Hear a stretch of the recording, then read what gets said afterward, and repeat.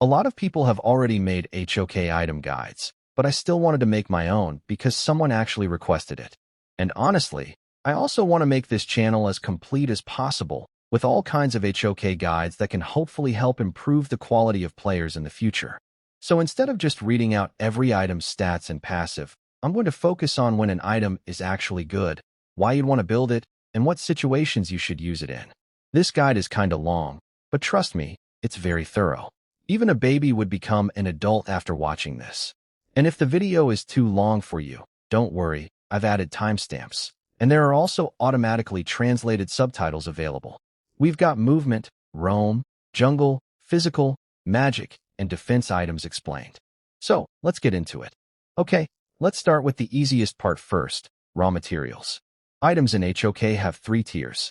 Tier 1 is raw materials, Tier 2 is half-finished, Tier 3 is the finished item.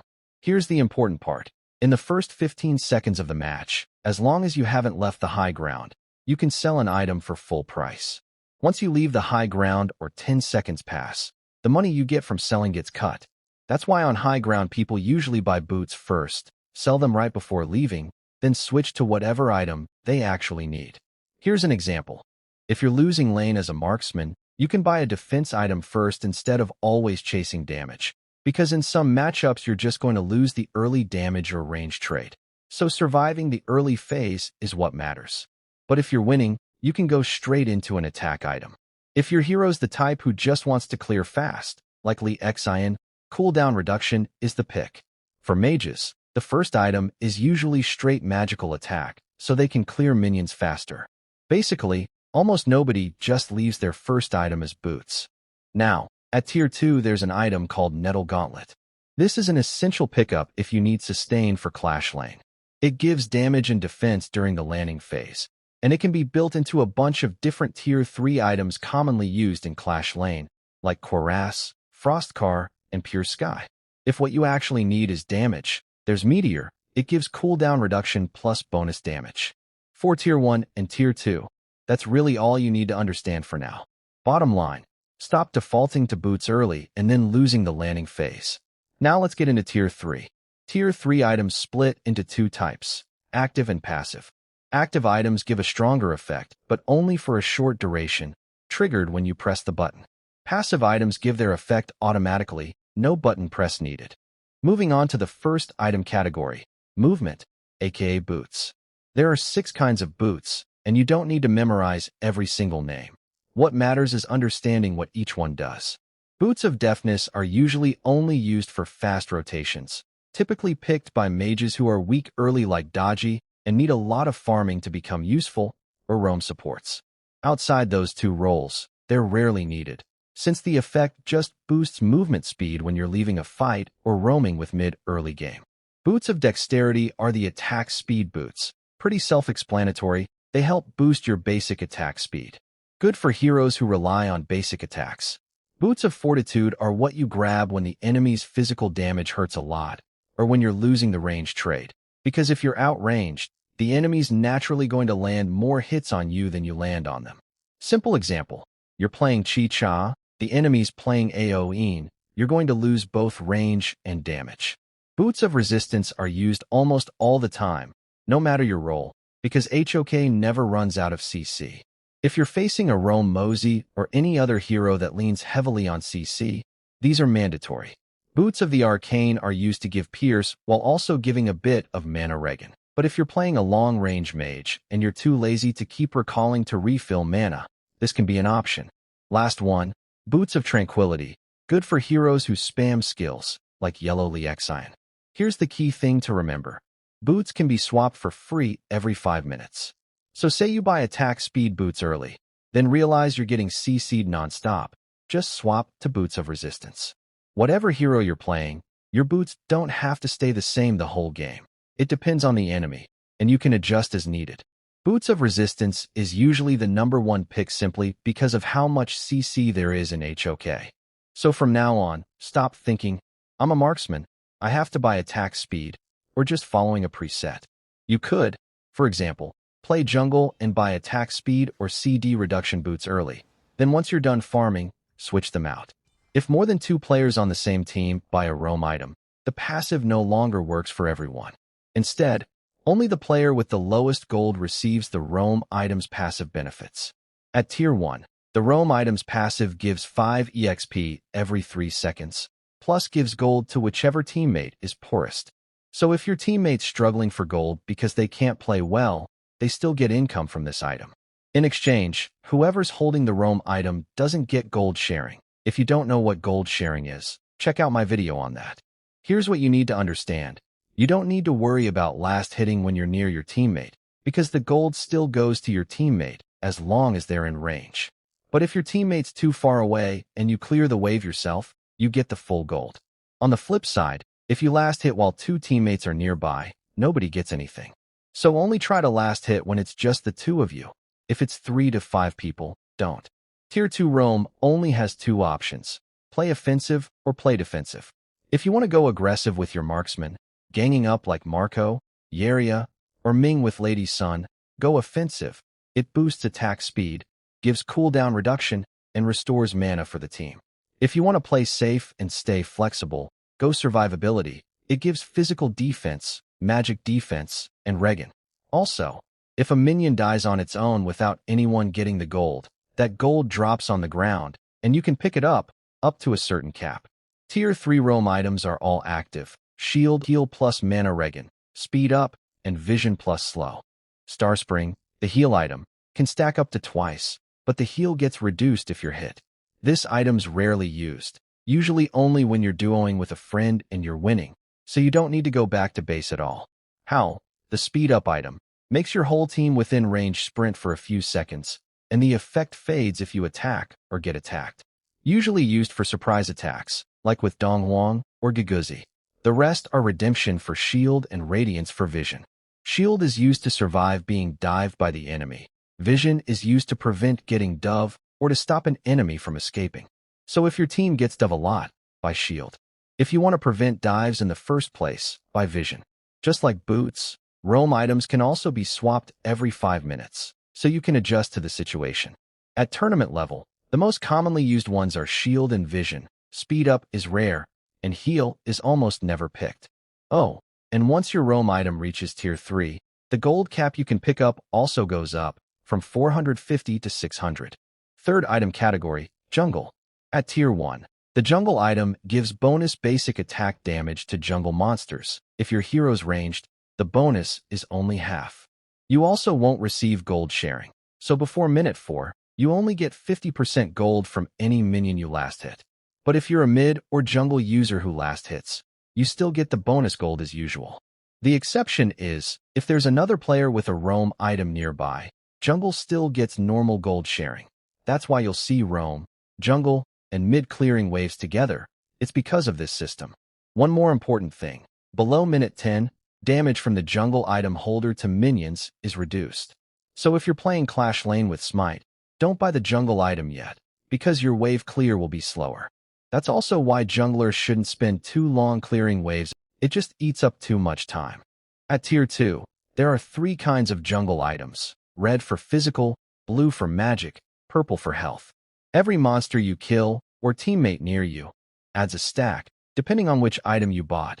Blue raises magical attack, red raises physical, purple raises HP, up to a certain stack cap at Tier 2. At Tier 3, the stack cap goes up again, and you'll get gold sharing even before minute 4. Though honestly, who's rushing a Tier 3 jungle item before minute 4 anyway? Not getting gold sharing before that isn't really a bad thing for a jungler either, unless you're playing Clash Lane. So when do you use blue, purple, or red? It depends on which hero you're playing. Assassins and fighters use red or blue depending on their damage type. Purple is for when you want to go full tank or your skill scale with HP. So say you're playing a fighter, but the enemy's damage hurts a lot. You can still build the rest of your item's tank even if your jungle item is red. On the other hand, if your jungle item's purple, the intent is usually full tank from the start. For example, Yang Jian can go red then build tank for the rest. An example of purple is Dun, and an example of blue is Sima Yi. You could technically buy all 3 jungle items at once, but who would even do that? Alright, we've made it through the easy part. So can you still keep up?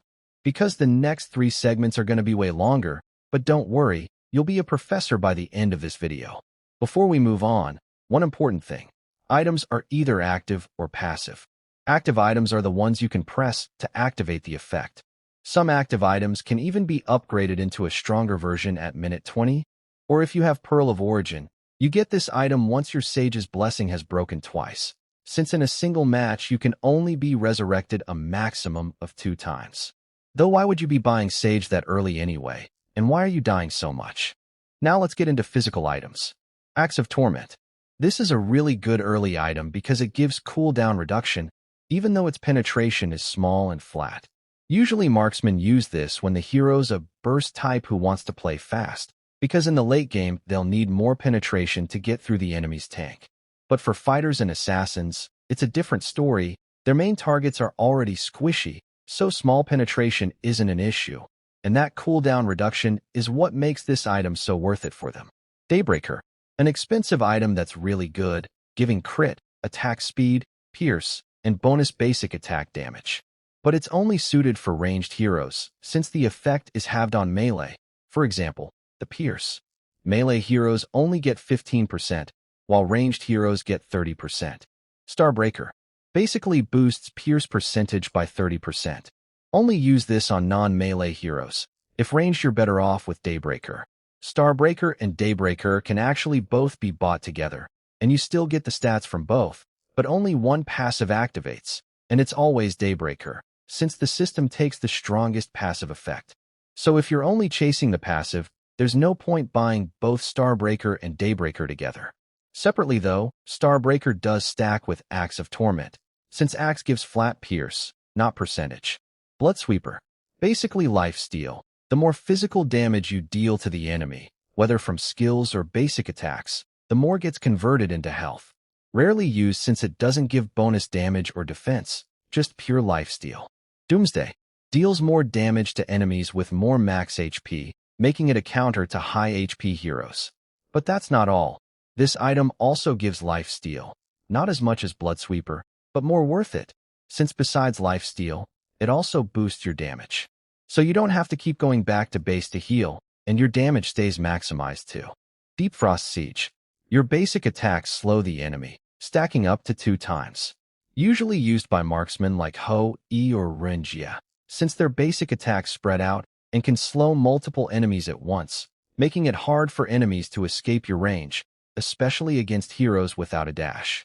Hard to close in, hard to run, and you get to deal damage from a safe spot. Demon's Bane. Gives magic defense that scales with your physical attack. Usually when people need magic defense, they buy Succubus Cloak, since it gives more for survivability. But if you want magic defense while also adding damage, this can be an option. Either way, that magic defense is still better than nothing. Destiny. Makes you immune to damage briefly when hit by a skill that could kill you. The duration is 1 second for melee heroes, half for ranged. Eternity Blade. Adds crit damage, and a portion of your crit rate also gets converted into extra crit damage. Shadow Reaper. Every time you crit, your attack speed and movement speed go up, usually paired with Eternity Blade. So Eternity boosts your crit rate and damage, and Reaper boosts your attack speed and movement speed on every crit.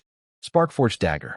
Every few basic attacks that land on an enemy, it triggers a lightning bolt that jumps to the nearest enemy and deals extra magical damage. This is great if you want cheap attack speed. Instead of buying the pricier Eternity Blade and Shadow Reaper, this item can replace them. The damage isn't as strong as those two combined, but it's cheaper and comes online faster, since waiting on crit items makes the early game rough, which is why a lot of players prefer this instead. Once you've bought this item, you don't need Eternity plus Shadow Reaper anymore, except Eternity alone, which is fine just for the crit rate. Oh, one thing. The lightning effect isn't purely triggered every 3 button presses of basic attack, since some hero skills count as basic attacks, and some heroes fire 3 shots from a single basic attack press. That'll keep triggering the lightning over and over. Masterword. If you want your basic attacks to hit hard right after using a skill, this is the answer. Good for heroes who already have a passive that enhances basic attacks, like Aoin, Lady Sun, or Yellow Lixian. But this is also where its weakness shows. The boost only activates right after your skill, and once it's gone, your damage goes back to normal. So against a tanky enemy who only takes the occasional burst, it won't feel like much. Their HP regans back before you can follow up. Against a tank that can survive, what you actually need is an item that gives constant attack speed and pierce, not a one-time burst boost like this one. So Master's Word is best against squishy targets. If you're playing marksman against a tanky enemy team, focus on Doomsday and crit items instead, unless the enemy's actually squishy or you're playing Ming. Mortal Punisher reduces enemy regen. Rarely bought since it doesn't give bonus damage, and usually the ones who buy anti-regen are AoE heroes who can hit multiple enemies at once, while physical heroes usually prefer to focus purely on damage or defense. But if you're playing solo and nobody else is buying anti-regen, this can be an option. Overlord Might. This item boosts your damage massively, has the biggest flat physical attack bonus of any item, but it's purely attack, no pierce, no crit. Plus, it has an extra passive. If the enemy's HP drops below half, your damage to them increases further. So this item is best when you're snowballing hard and want enemies to just vanish once their HP drops. It's bad against tanks though. Tempest. Great for boosting attack speed plus movement speed. If you're playing a slow hero like Huang Zhong, or want to chase down enemies faster like Devara, this can be a pick. Buy this if you need movement speed badly. Pure Sky. An active item that gives damage reduction when pressed, making you tankier. Good for damage fighters who want to dive into the enemy marksman, or sometimes I use it on marksman too, just to win trades by one. This can be upgraded into Skydome, which adds more effects, removing all crowd control effects currently on you, giving a fairly significant damage reduction and movement speed bonus. That movement speed can even let you move through terrain briefly, and if you manage to kill an enemy hero while the effect's active, the duration refreshes. Sunchaser boosts your range and movement speed. A good range item specifically for marksmen to extend their reach. Can be upgraded into Sunpool, where the movement speed bonus doubles, and your basic attacks also deal bonus damage to one extra target near your main target. Alright, that's it for physical items. Now let's move on to magic items, and see what mages have to work with. Spectre of Reverberation. Great for burst heroes, makes your clear faster. Don't use it on heroes with continuous, ongoing damage, since the bonus damage only lands on the first hit, the rest doesn't get boosted. Mask of Agony. If Spectre's for burst heroes, this one's for dot heroes. When a skill lands on a target, the damage ticks out over several hits across a few seconds. So it's perfect against tanky heroes, and also great for mages whose skills are continuous. Savant Wrath. Adds magic attack, plus a bonus 30% based on the magic attack you already have. Sage's Tome. The item with the biggest magic attack stat of any item, plus cooldown reduction, and the higher your magic attack gets, the more your damage increases while also getting extra damage reduction. This item's really expensive, so it's better bought last, once your magic attack's already high. Void Staff. For magic pierce, 45%. Twilight Stream. Adds flat magic pierce for a few seconds, stacking up multiple times. Since the pierce is flat, this item can stack with Void Staff and can shred heroes with high magic defense. But only type mages can really max out the stacks, since burst heroes won't get enough skill hits to stack it up fully. Insatiable Tome. This is lifesteal for magic damage. Simple logic. Need lifesteal. By this, it doesn't matter what the base stats are or which hero you're playing. Holy Grail. For mana regen. Even though it doesn't give damage, this item lets mages or supports never have to go back to base, letting them keep up consistent pressure and CC on the enemy without retreating. Once your mana's full, your HP regens too. A few of the next magic items are pretty simple to understand, so I'll keep these short. The logic straightforward. Need the effect, buy the item. Doesn't matter who the hero is or what the base stats are. Golden Blade. Great for magic heroes who play around basic attacks, like Miyu. Basically makes your basic attacks hit harder and faster. Staves of Sorcery. Enhanced basic attack damage after using the magic version of your skill. Augur Word. Every time you level up, your HP and mana get partially refilled over a few seconds. Once you hit max level, the effect changes to trigger on a 45-second interval instead. Good for aggressive, forward-diving magic heroes, and this item also gives a bit of physical and magic defense plus extra magic attack. Breakthrough Robe. adds magic attack and pierce that scales with your HP. Not a huge amount, but decent for aggressive mages, usually paired with Augur Word to stay durable in fights. Examples being Dr. Bien or even Luna. Venomous Staff. An essential anti-regen item for mages, since utility tasks like lowering enemy regen and making enemies struggle in wars usually fall on the mage. Frozen Breath.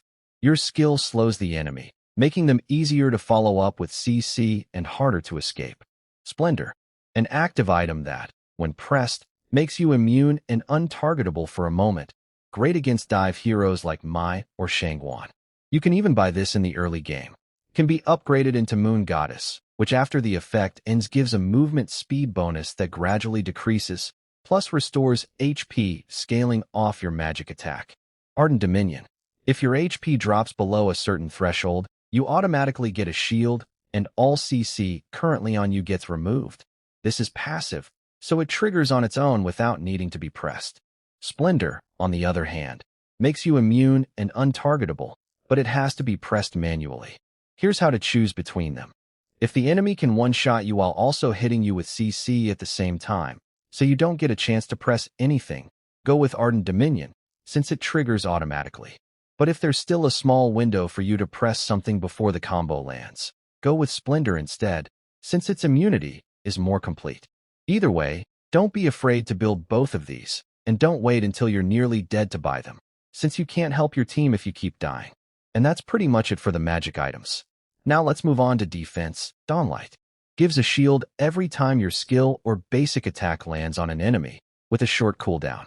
Great for roams with fast skill cooldowns, so the item keeps triggering, especially with a long-range skill, since it can act as an indicator for whether there's an enemy hiding in the bush. Blazing Cape, the tank version of anti-regen, plus a burn effect. Great for tank heroes with slow minion clears, so even if the enemy has no regen, this item's still worth buying to help with fast clear. Omnious Premonition. Big physical defense, gives a lot of HP, and also slows the enemy's attack speed and movement speed. If you're playing marksman and the enemy's physical damage really hurts, this item's worth buying. Glacial Buckler. Every time your HP drops by a certain amount, it explodes into ice that slows the enemy, similar to Frost's passive. While Omnious Premonition's usually bought by marksmen, this one's usually bought by mages when the enemy's physical damage is out of control, since it gives good cooldown reduction for mages. But other roles are welcome to buy it too. Both items are equally good for countering physical damage. Succubus Cloak. Massive magic defense. Cuirass of Savagery. Every time you take damage, your own damage and movement speed go up slightly, stacking multiple times, and the stacks build faster when hit by enemy heroes specifically. Great for fighters, so the more you get hit, the harder you hit back. Long Night Guardian. If you take a large chunk of damage within a short window, your HP gets restored. This item's only good on tanks with fast regen. If you're a fighter, better off with Succubus Cloak instead. So this item's really meant for the truly tanky ones. Dragon Rage. You could call it lifesteal for defense, helps full tank heroes keep dealing damage back, since it scales off a percentage of max HP, and a portion of the damage dealt returns as HP. This item's only good on melee heroes, since ranged heroes get it halved. Eye of the Phoenix.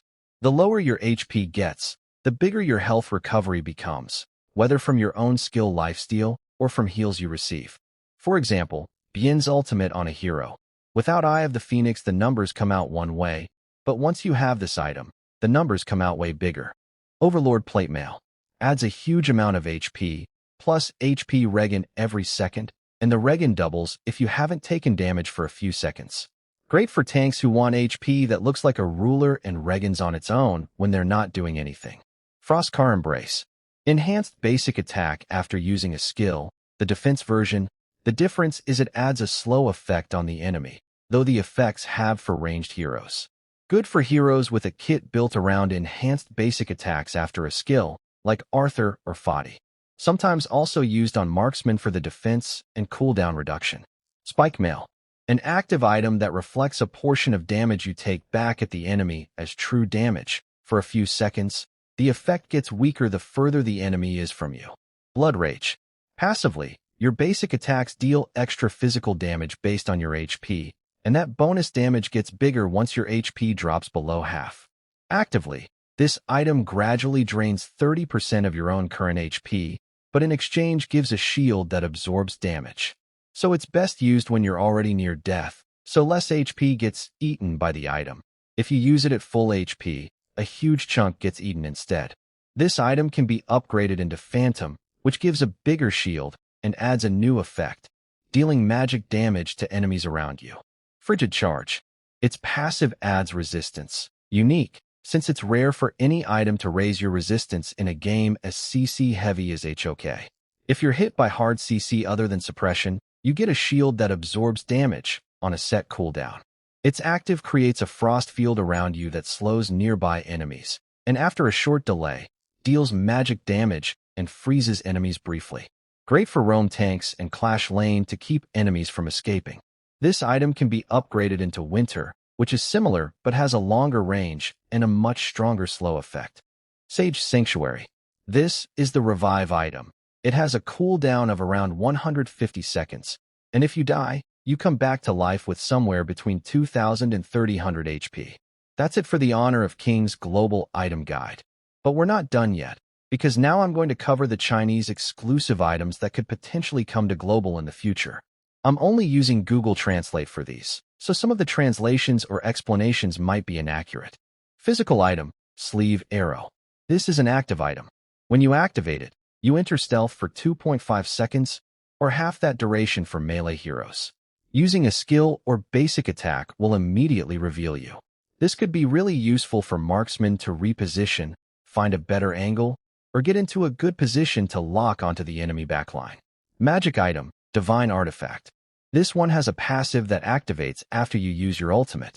You immediately gain 15% cooldown reduction, followed by an additional 3% cooldown reduction every second for 5 seconds. This item is basically a mage's dream item.